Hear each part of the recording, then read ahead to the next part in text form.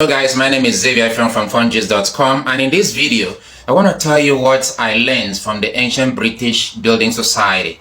Alright, in ancient Britain, if 70 people wanted to buy a property, and let's say the property is 70 million naira, now if each person could only save 1 million naira per month, that means it's going to take each person 70 months to be able to save enough money to buy one house. But they now reason that if 70 of them come together and each of them save 1 million monthly, they could buy a house every month for each person. So that means they could buy a house this month, and then next month, the one they bought this month will generate rent, which will make it easier to buy the one of next month. And in 12 months, they will have 12 houses generating rent that will make the purchase of the 13th house easier. Now remember this, if they had waited to save the 70 million alone, two things can happen. First of all, before you get to the 70th month, something could happen to the savings, all right? And then you would probably touch the money. Number two, it could be by the 70th month, the price of the house would have changed. So it would, in other words, by the 70th month, none of them may be able to buy a house.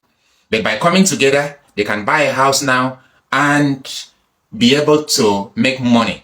So that if the house becomes more expensive tomorrow, the rent from the ones they had bought before would make up for the price increment. It would be good for everybody. All right. So when I learned this lesson, I decided to experiment it with one of my friends. Well, we wanted to buy a car to use for both in Abuja, and none of us had enough money to buy the kind of vehicle that was good enough for our tests. We wanted something a little prestigious. So we now said, okay, instead of going to buy something independently and buying something we don't like, why don't we put our money together and buy one good car?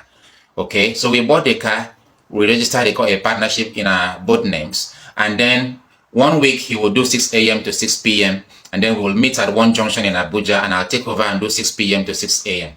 The next week he will do the night runs and I'll do the morning runs. And we did it like that, and it went so well. Okay, when the car breaks down, we put our money together and fix it. It's our vehicle, and it made a whole lot of sense.